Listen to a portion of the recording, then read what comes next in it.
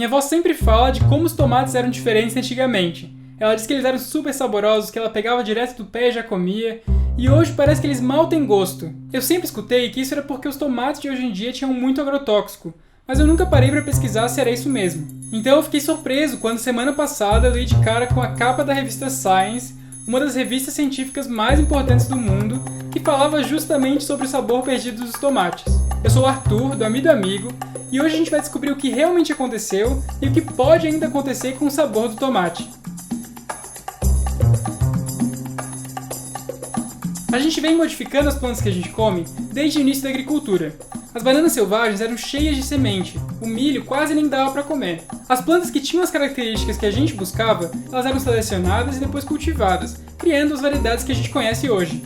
Com o tomate não foi diferente. Principalmente depois da Segunda Guerra, o objetivo era suprir uma crescente demanda mundial. Então os melhoristas de plantas focaram em características como firmeza do fruto para o transporte, maior rendimento e maior resistência a doenças. Mas e o sabor? O sabor de um alimento é o resultado da soma das interações entre gosto e olfato.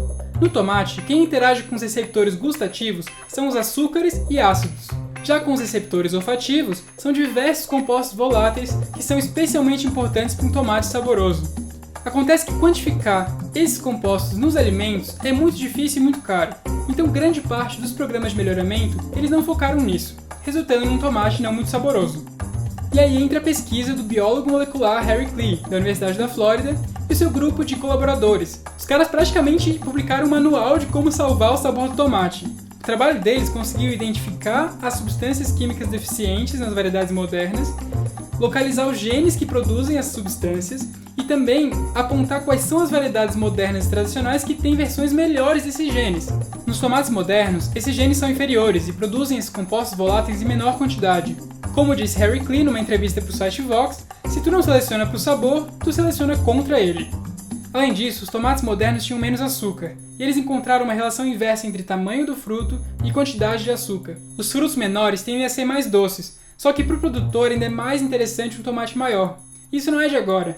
Desde antes de Colombo chegar na América, os nativos que domesticaram o tomate já estavam buscando por variedades maiores e que daí eram menos doces. Então esses pesquisadores apostam nos compostos voláteis. Alguns compostos podem até intensificar nossa percepção do gosto doce, sem a gente ter que aumentar a quantidade de açúcar e assim interferir no tamanho do fruto. O que eles precisam fazer agora é pegar o sabor das variedades antigas e colocar nas variedades modernas, sem trazer junto aquilo que a gente não quer, a pele fina, a textura mole, a baixa resistência a doenças e o baixo rendimento, que prejudicaria a produção e a distribuição do alimento.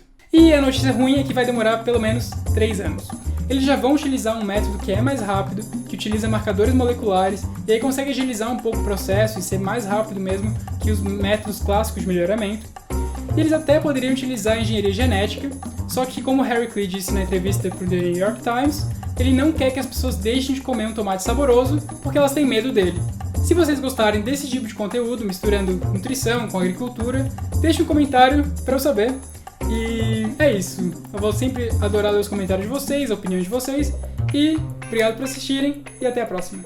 Os nativos que domesticaram o tomate já estavam buscando por variedades maiores e não tão doces. Desde antes de Colombo chegar na América, é pegar o sabor das variedades antigas e colocar nas variedades novas, modernas.